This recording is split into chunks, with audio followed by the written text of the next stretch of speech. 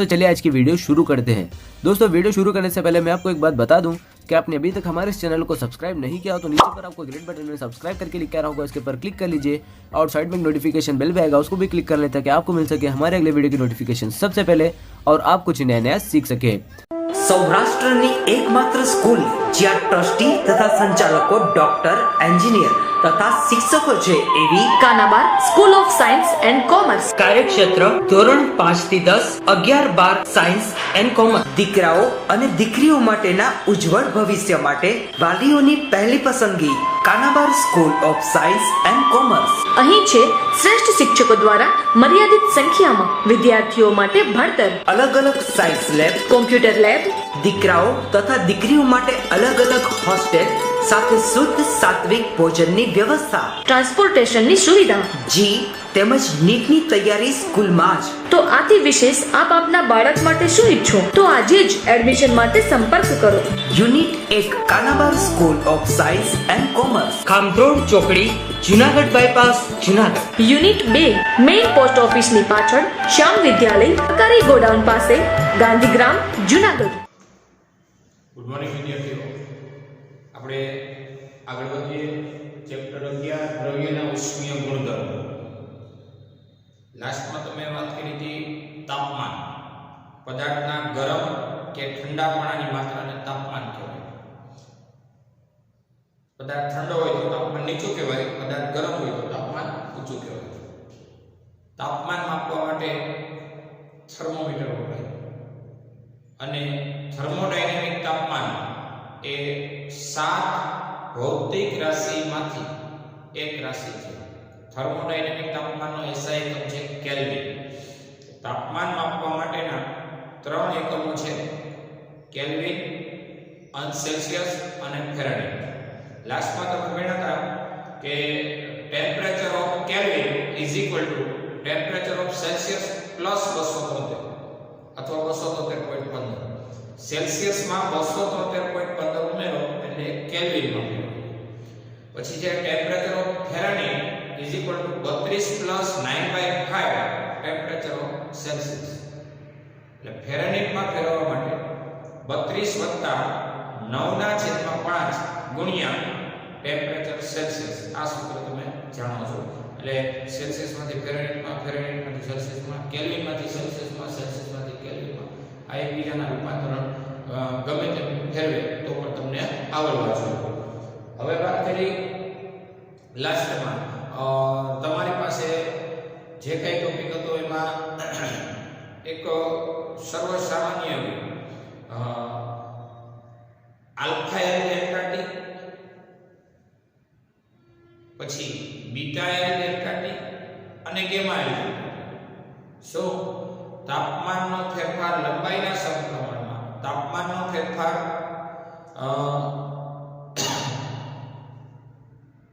લંબાઈનો ફેરફાર મૂળ લંબાઈના સમપ્રમાણમાં અને લંબાઈનો ફેરફાર તાપમાનના તફાવતના સમપ્રમાણમાં। એટલે એના અનુસંધાનમાં એક ડેલ્ટા એલ બાય એલ બરાબર આલ્ફા ડેલ્ટા ટી, પછી ડેલ્ટા એરિયા ના છેદમાં એરિયા તો બીટા ડેલ્ટા ટી, બીટા એટલે 2 લેન્થ, આપણે સૂત્ર સાબિત કરી દીધા હતા, જોઈ લીધું। અને એક ડેલ્ટા વોલ્યુમ બાય વોલ્યુમ તો ગેમા ડેલ્ટા ટી અને ગેમા એટલે 3L। હવે ત્યાર પછી આજના લેક્ચરમાં આપણે ભણશું કેલોરીમેટ્રી। કેલોરીમેટ્રી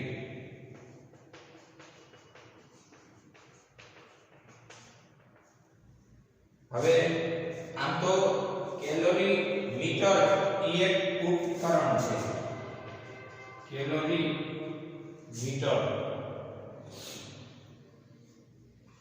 મીટર એક ઉપકરણ છે, એક રચના છે જેમાં આવું લાકડાનું બોક્સ હોય, આવું લાકડાનું બોક્સ હોય। આ બોક્સમાં અંદરના ભાગમાં એક તાંબાનું પાત્ર હોય. અહીંયા એનું ચિત્ર. આ છે લાકડાનું બોક્સ અને આ છે તાંબાનું પાત્ર.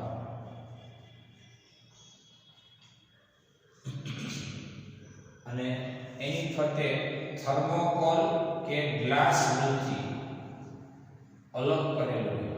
આ માત્ર છિદ્ર પૂરતી જગ્યા હોય, બાકી બધું પેક હોય. અવાહક આવરણ. થર્મોકોલ કે ગ્લાસ વુલથી તાંબાના પાત્રને વાતાવરણથી અલગ કરેલું હોય. લાકડું અવાહક, આ થર્મોકોલ કે ગ્લાસ વુલ એ પણ અવાહક, અને બાહ્ય તાપમાનને કહેવાય પરિસર.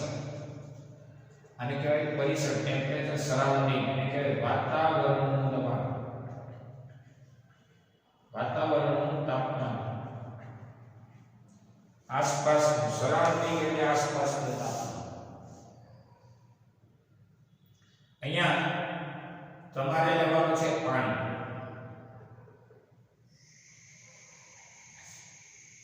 સૌથી પહેલો મુદ્દો એ થાય કે પાણી જ્યારે તમારે મૂકેલું છે એ વખતે ટેમ્પરેચર માપી લો. દાખલા તરીકે 30 સેલ્સિયસ. હવે આ પ્રણાલી એ બંધ પ્રણાલી કહેવાય. પ્રણાલી અથવા વ્યવસ્થા કે જેમાં આ પાત્રમાંની ઉષ્મા વાતાવરણમાં નહીં જાય, વાતાવરણની ઉષ્મા આ પાત્રમાં નહીં આવે એવું બંધ પાત્ર છે. લાકડાના બોક્સની અંદર ગ્લાસ વુલ કે થર્મોકોલ જેવા અવાહક આવરણથી આ તાંબાનું પાત્ર પેક કરેલું છે. હવે યોગ્ય ભેળપથી, ભેળપ એટલે ચમચો કે ચમચી કે એવો કોઈ પાત્ર, એને ભેળપ કહેવાય. ભેળપ દ્વારા આ પાણીને મિક્સ કરવાનું છે, હલાવવાનું છે. ખૂબ જ હલાવતા તમારી ઊર્જા ઉષ્મા સ્વરૂપે વિકિરણ પામશે અને તાપમાન સપોઝ 31 અંશ સેલ્સિયસ થયું એટલે તાપમાનનો ફેરફાર T2 - T1 31 - 30 એટલે કે 1 અંશ સેલ્સિયસનો તાપમાનનો ફેરફાર છે. ત્યારે તમારી ઊર્જા ઉષ્મા સ્વરૂપે વિકિરણ પામે ત્યારે તાપમાનનો વધારો થયો, 31 નો હતો 30 થયો 31, વધારો એટલે કે ફેરફાર આવ્યો 1 અંશ સેલ્સિયસ. તો આ રીતે કેલોરીમીટર નામની રચના છે કે જેના દ્વારા તમે તાપમાનનો વધારો નોંધી શકો.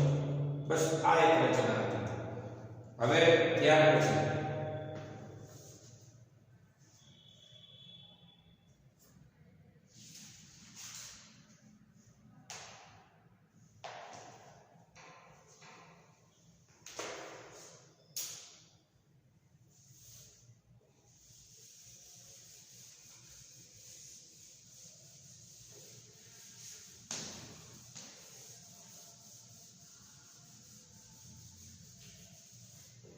ચલો થોડી વ્યાખ્યાઓ છે અને એમાં પહેલી વ્યાખ્યા છે ઠારણ.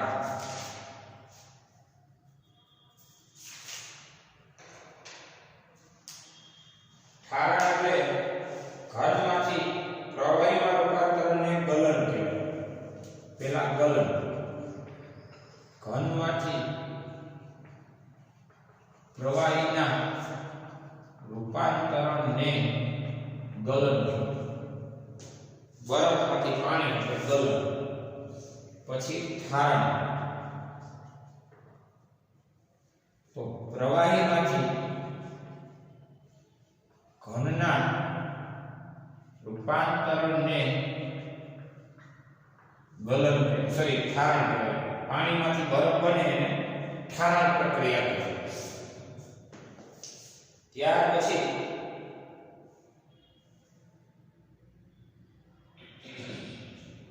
પુનઃઠારણ.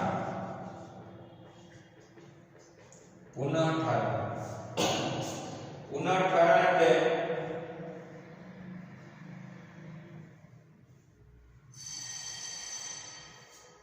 સમજવા માટે હવે બરફનું ચોસલું વિચારો.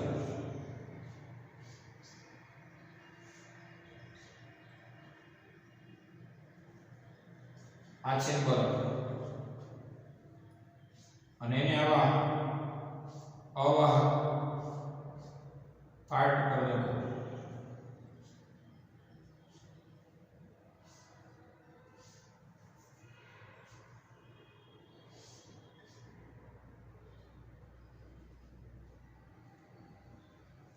આ શું છે? આ બંને લાકડાના બ્લોક અથવા બ્લોક.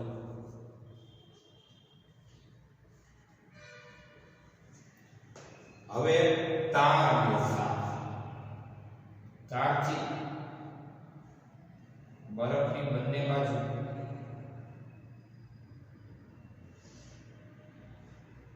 એક એક એમડળના પદાર્થ લખો. તો ગુણાકાર ક્યાં થાય? તો કે બરફની ઉપરની સપાટી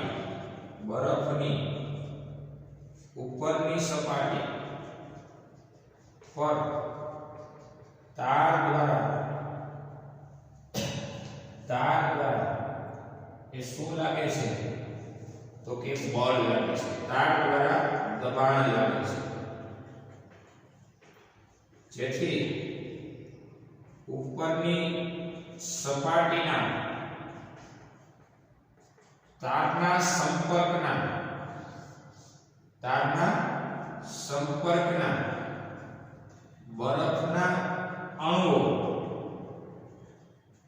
બરફના અણુઓના બંધ તૂટે છે. અને બંધ તૂટે છે એટલે કે તેનું પાણીમાં રૂપાંતરણ થાય છે,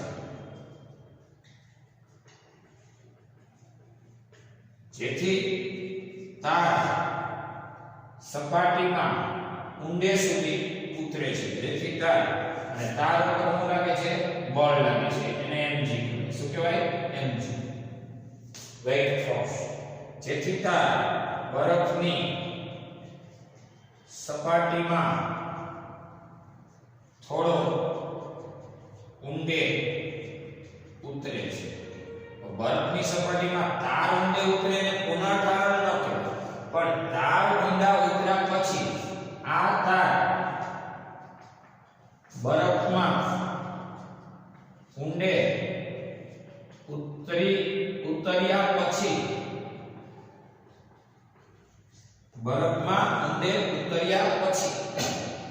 તાર પરનું પાણી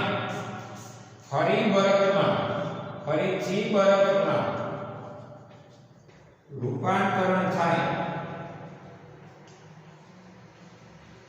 આ પ્રક્રિયાને ફરીથી ઠારણ કહેવાય, પુનઃ ઠારણ પ્રક્રિયા કહેવાય. ઠારણને પણ પુનઃ ઠારણ.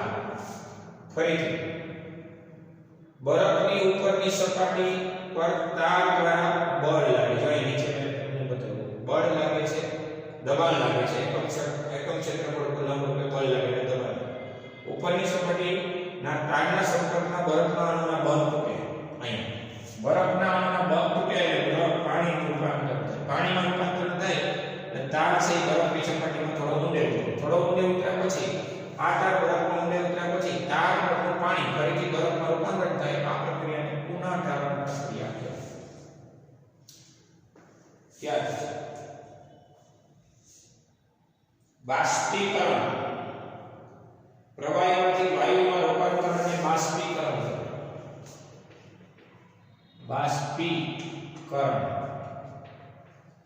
પ્રવાહીમાંથી વાયુના રૂપાંતરણને બાષ્પીકરણ. પ્રવાહીમાંથી વાયુ થાય તો બાષ્પીકરણ. ત્યાર પછી છે ગલન બિંદુ અને ઉત્કલન બિંદુ. ઘન અને પ્રવાહી અવસ્થા એકબીજાનું ઉષ્મીય સંતુલન હોય તો ગલન બિંદુ કહેવાય.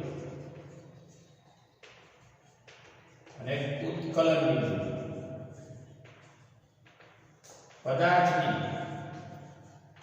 ઘન અને પ્રવાહી અવસ્થાઓ એકબીજી સાથે ઉષ્મીય સંતુલનમાં હોય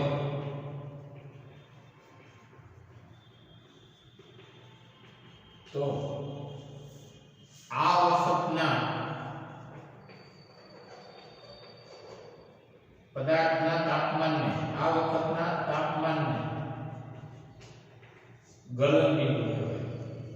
ઉત્કલન બિંદુમાં શું કહેવાનું કે પદાર્થની પ્રવાહી અને વાયુ અવસ્થાઓ એકબીજા સાથે ઉષ્મીય સંતુલનમાં હોય આ વખતના તાપમાનને ઉત્કલન બિંદુ કહેવાય.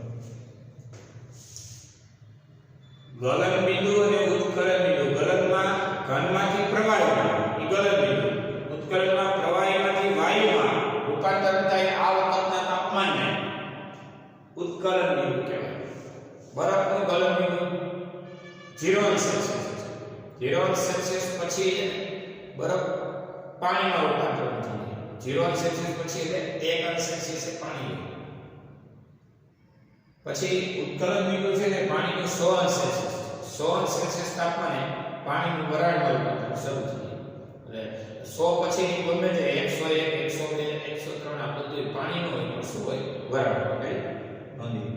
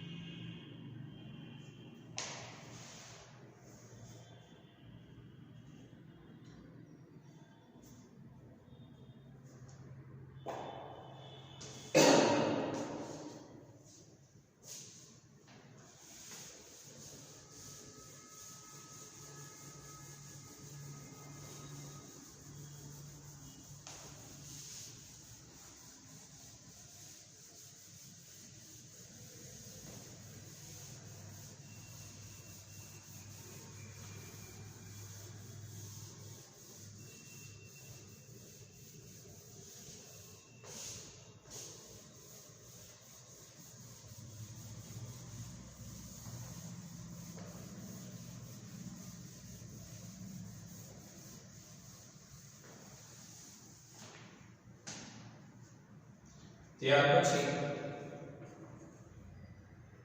ગુપ્ત ઉષ્મા એને કહેવાય લેટેન્ટ હીટ. ગુપ્ત ઉષ્માના બે પ્રકારો છે, ગલન ગુપ્ત ઉષ્મા અને ઉત્કલન ગુપ્ત ઉષ્મા. તમને એમ થાય ગુપ્ત શા માટે?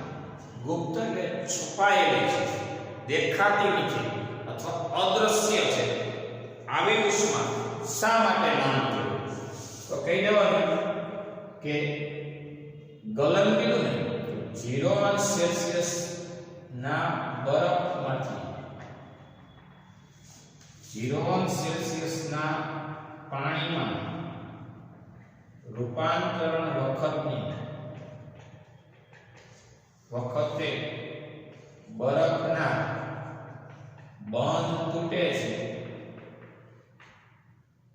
પણ તાપમાનમાં ફેરફાર થતો નથી. ફેરફાર નોંધાતો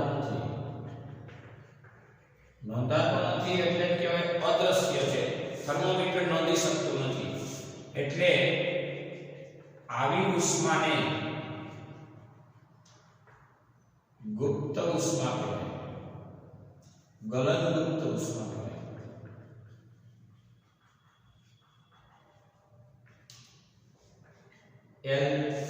આઈસ કહે છે. આઈસ એટલે બરફનું પાણીમાં રૂપાંતર થાય છતાં તાપમાન ન વધે, ફૂલ ઠંડુ પાણી 0 અંશ. ત્યાં તમે થર્મોમીટર બરફ પર રાખો તો 0, એનું જે તે ક્ષણે પાણી થયું હોય ત્યાં થર્મોમીટર રાખો તો 0, એટલે તાપમાનનો ફેરફાર નોંધાય નહીં. બધાને એમ થાય કે આ થર્મોમીટરમાં ભૂલ છે કે પછી શું છે? ખરેખર થર્મોમીટર એ સાચું છે. હા, થોડી વાર તમે ઉષ્મા એમાં કરો ને તો પછી 1 સેલ્સિયસનું પાણી થાય, 2 અંશનું થાય, 30 અંશનું થાય, 50 અંશનું થાય, કરતા કરતા બહુ તો 100 અંશનું થાય.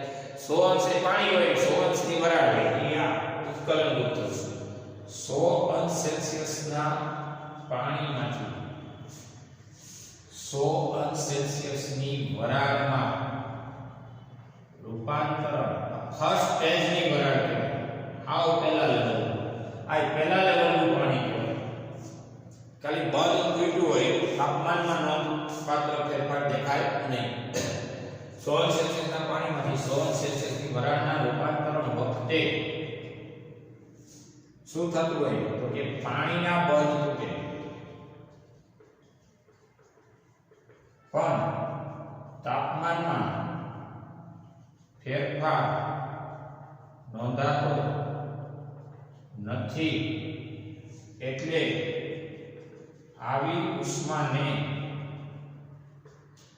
ઉત્કલન ગુપ્ત ઉષ્મા એર વોટર કહે છે.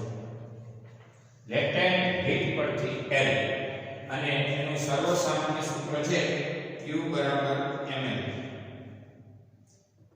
L બરાબર Q/m. ગુપ્ત ઉષ્મા L નો એકમ જૂલ પ્રતિ કિલોગ્રામ છે. ઊર્જાનો જૂલ દળનો કિલોગ્રામ ગુપ્ત ઉષ્મા છે. L નું નામ શું છે? ગુપ્ત ઉષ્મા. ઊર્જાનો જૂલ દળનો કિલોગ્રામ છે.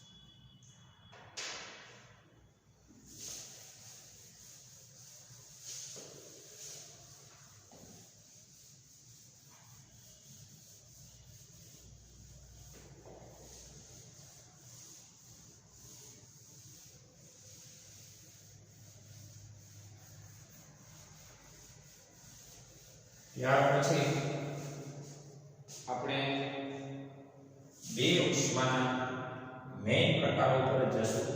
ઉષ્મા પ્રકાર 2 એક વિશિષ્ટ ઉષ્મા અને ગુપ્ત ઉષ્મા. ગુપ્ત ઉષ્મા પ્રકાર 2 એક ગલન ગુપ્ત ઉષ્મા અને ઉત્કલન ગુપ્ત ઉષ્મા. વિશિષ્ટ ઉષ્માને સ્પેસિફિક હીટ કહેવાય અને આને લેટેન્ટ હીટ કહેવાય. વિશિષ્ટ ઉષ્મા માટે સૂત્ર છે Q બરાબર ms ડેલ્ટા T અથવા ms ડેલ્ટા થીટા. અહીંયા ગુપ્ત ઉષ્માનું સૂત્ર છે Q બરાબર m. અહીંયા જ્યાં Q એ પદાર્થને આપેલી ઉષ્મા કહેવાય. તમે જે ઉષ્મા આપો છો એ કહેવાય આપેલ ઉષ્મા. m એટલે દળ, s એટલે વિશિષ્ટ ઉષ્મા. વિશિષ્ટ એટલે સ્પેસિફિક અને ડેલ્ટા T એટલે તાપમાનનો ફેરફાર.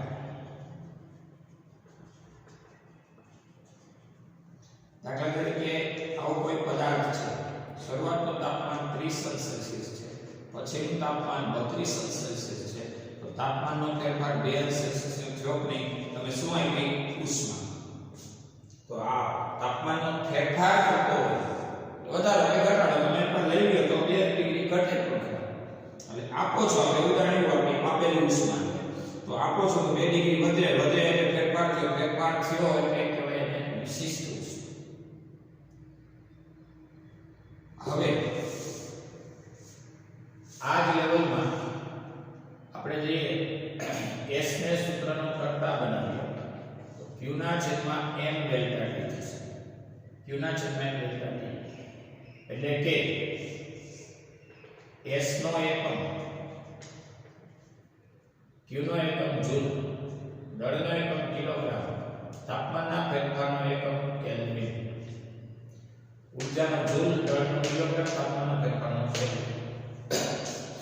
પારિમાણિક સૂત્ર પર તમને આવડી જાય હું આવડી જાય તો કે જૂલ હોય તો 1 2 -2 કિલોગ્રામ હોય તો માસ કેલ્વિન હોય તો kelvin final m0 L2 T - 2 અને k ની -1 k ની -1 હા પારિમાણિક સૂત્ર વિશિષ્ટ હવે મુક્ત ઉષ્મા q બરાબર ml તેથી L બરાબર શું કહેવાય q by m q by m તો પછી L નો એકમ ઊર્જાનો જૂલ દળનો કિલોગ્રામ L નું પારિમાણિક સૂત્ર જૂલ એટલે 1 2 - 2 થાય જૂલ એટલે 1 2 - 2 થાય અને કિલોગ્રામ એટલે માસ 1 થાય ફાઇનલી L નું પારિમાણિક સૂત્ર m0 L2 T ની -1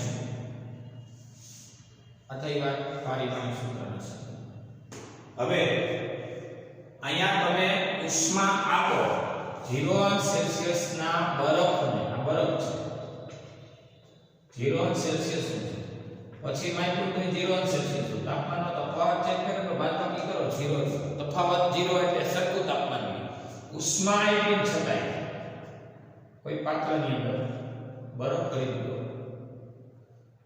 બરોબર અને પાણી છે આ પાણી છે આવું છે પાણી તો બરફનું ટેમ્પરેચર કેટલું છે ખબર આનું ટેમ્પરેચર એ 0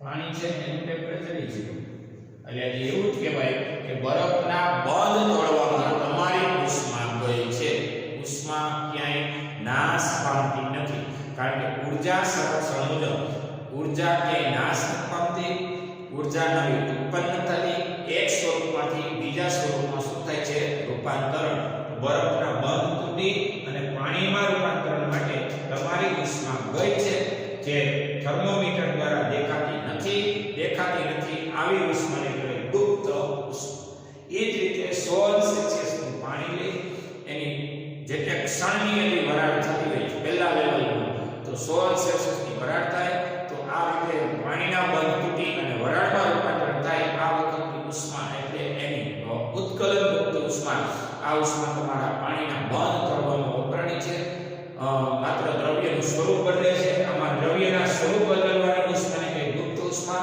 અને તાપમાનના ફેરફારની ઉષ્માને કહેવાય વિશિષ્ટ આ બે વ્યાખ્યા રાખો મગજમાં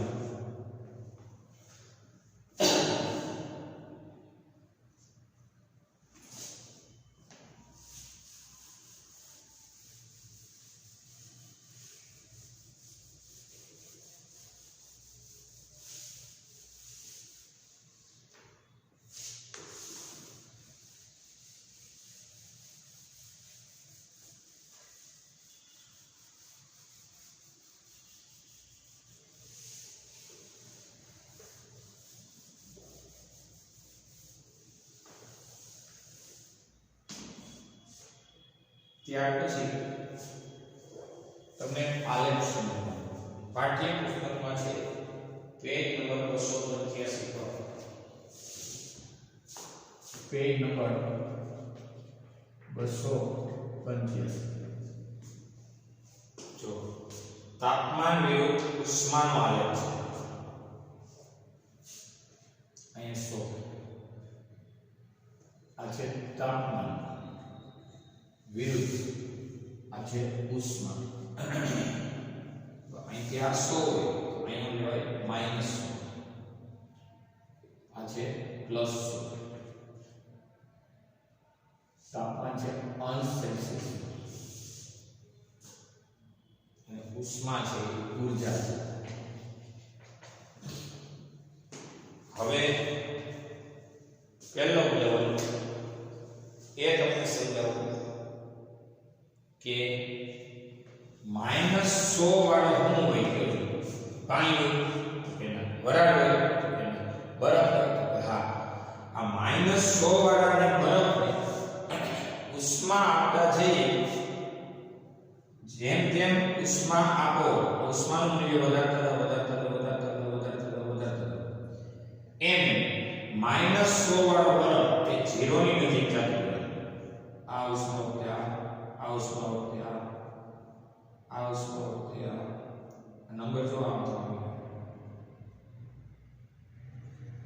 એટલે આ બધા બિંદુને જોડતો આપણે રેખાખંડ વિચારીશું. હવે ક્યાં પહોંચ્યા તો કે -100 વાળા બરફની ઉષ્મા આપતા 0 ડિગ્રી વાળો બરફ છે. એટલે તમારી ઉષ્મા આપો છતાંય 0 ડિગ્રી વાળા બરફ નથી. આ -100 વાળો બરફ હતો એ બરફનું 0 ડિગ્રી વાળા પાણીમાં રૂપાંતર થયું. અહીંયા પહોંચ્યું 0 નો લેવલ છે. અહીંયા જો તાપમાન છે 0, ઉષ્મા આપી છતાંય બંધ તૂટ્યા એટલે કે પ્રવાહી ઘનનું પ્રવાહીમાં રૂપાંતર છે. અને આ લેખાણ છે. આ વખતે 80 કિલો કેલરી પ્રતિ કિલોગ્રામની જરૂર છે. કિલો કેલરી પ્રતિ કિલોગ્રામ અથવા 3.33 કેટલા લેખાશે? 80 વિચારીએ 80 કિલો કેલરી પ્રતિ કિલોગ્રામ આટલી ઉષ્મા તમારી આપવી છે. હવે તમે ઉષ્મા આપો, પાણી કેટલું છે? 0 સેલ્સિયસ નું પાણી છે. અહીં જો ઉષ્મા આપો એટલે તાપમાન વધે. 0 માંથી 1 સેલ્સિયસ ઉષ્મા જો ઉષ્મા વધે છે, તાપમાન વધે છે. પછી 2 સેલ્સિયસ ઉષ્મા એવી રીતે આમ વધતું જાય છે. એમ કરતા 16 સેલ્સિયસ પાણી થઈ ગયું છે. અહીં 16 સેલ્સિયસ શું થઈ ગયું છે? પાણી ઉકળતું પાણી. એ પાણીને ઉષ્મા આપો છતાંય આપો છતાંય 16 સેલ્સિયસ ટેમ્પરેચર મેઇન્ટેન રહે છે. એથી વધુ થતું નથી. એટલે પાણીનું વરાળ જરૂર થઈ પણ તાપમાન ન વધ્યું. 16 સેલ્સિયસ નું પાણી હતું એ 16 સેલ્સિયસ ની વરાળ થઈ. આ વખતે 540 80 ની જગ્યાએ હવે આવશે 540 કિલો કેલરી પ્રતિ કિલોગ્રામ આવડી ઉષ્માની જરૂર પડે. હવે ઉષ્મા આપો એટલે ઉષ્મા આપો એમ હવે તાપમાન પાછું વધે. ઉષ્મા આપવાથી તાપમાનમાં વધારો થાય. આ બધા બિંદુઓને જોડતો રેખાખંડ તમારો આલેખ અહીંયા સુધી પહોંચો. -16 સેલ્સિયસના બરફમાંથી 200 સેલ્સિયસની વરાળમાં રૂપાંતર છે. શું થયું? -16 સેલ્સિયસના બરફમાંથી 200 સેલ્સિયસની વરાળમાં રૂપાંતર છે.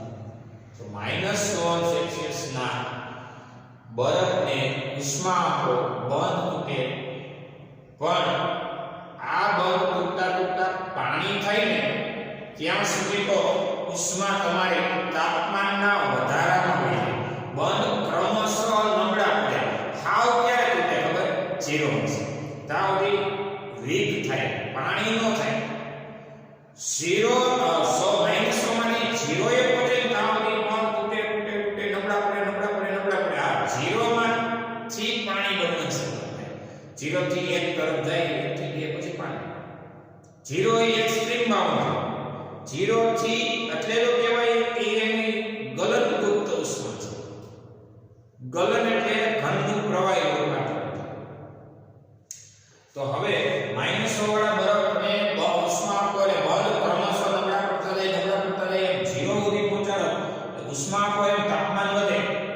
-100 વાળાનું તાપમાન વધે 0 એ પહોંચ્યા, વધુ કહેવાય. પણ એક્સિડન્ટ આગળ તમે આવું પણ વિચારી શકો કે 0 વાળા બરફને ઉષ્મા આપો છતાંય 0 વાળું પાણી થાય. કે તાપમાન વધ્યું નહીં. પછી આ પાણીને ઉષ્મા આપો એટલે 16 સેલ્સિયસ વાળું પાણી થાય. આ પાણીને ઉષ્મા આપો તો 16 સેલ્સિયસ વાળી વરાળ થાય. અહીંયા આ ગુપ્ત ઉષ્મા, આ ગુપ્ત ઉષ્મા, તાપમાન અચળ રહે, આમાં તાપમાન અચળ રહે એટલે દ્રવ્યનું સ્વરૂપ બદલાય. બરફનું પાણી એટલે ઘનનું પ્રવાહ, અને પાણીની વરાળ એટલે પ્રવાહી વાયુ. આ અવસ્થા રૂપાંતર જોઈએ.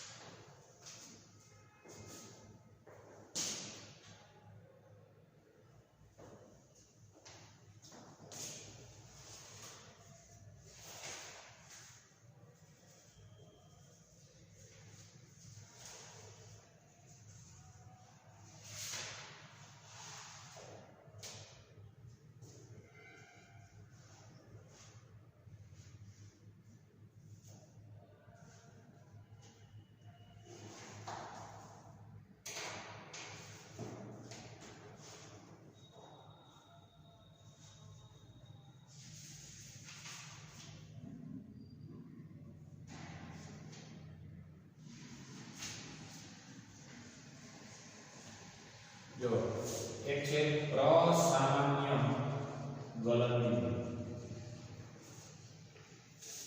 સામાન્ય વાતાવરણના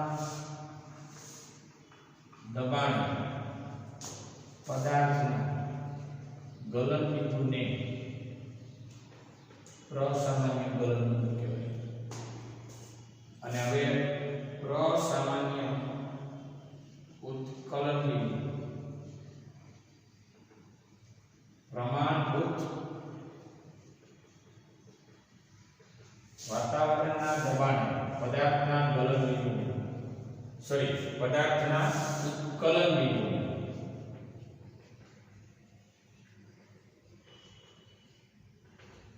પ્રમાણભૂતને કહેવાય STP, standard temperature and pressure. Standard temperature and pressure એટલે એક વાતાવરણ દબાણે એક મોલ લેવલની વ્યાખ્યા આપો તો STP કેમિસ્ટ્રીમાં આવી ગયું, સ્ટાન્ડર્ડ ટેમ્પરેચર એન્ડ પ્રેશર. એટલે કે પ્રમાણભૂત વાતાવરણના દબાણે પદાર્થના ઉત્કલન બિંદુને પ્રસામાન્ય ઉત્કલન બિંદુ કહેવાય. પ્રસામાન્ય ગલન બિંદુ એટલે સામાન્ય વાતાવરણનું દબાણ, સામાન્ય વાતાવરણનું દબાણ હોય 1 atm. એક વાતાવરણ દબાણે પદાર્થના ગલન બિંદુને પ્રસામાન્ય ગલન બિંદુ.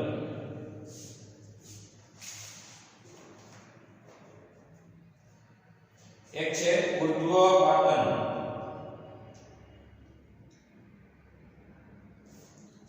ઉર્ધ્વપાતન તો કે ઘન અવસ્થામાંથી વાયુ અવસ્થામાં રૂપાંતરણને ઉર્ધ્વપાતન કહેવાય. દાખલા તરીકે સૂકો બરફ. સૂકો બરફ એટલે કે કાર્બન ડાયોક્સાઇડનું ઘન સ્વરૂપ. કાર્બન ડાયોક્સાઇડનું ઘન સ્વરૂપ જેને સૂકો બરફ કહેવાય એ ઘનમાંથી સીધો વાયુમાં રૂપાંતર થાય છે, પ્રવાહી અવસ્થા આવતી નથી. આ પ્રક્રિયાને ઉર્ધ્વપાતન પ્રક્રિયા કહેવાય. ઘનમાંથી સીધું વાયુમાં રૂપાંતરની પ્રક્રિયાને ઉર્ધ્વપાતન. રેડી? અહીંયા આપણું લેક્ચર પૂરું થાય છે. વ્યાખ્યાઓ છે, થિયરી છે, એના ડીપમાં સમજી લેજો, વાંચી લેજો. જોઈએ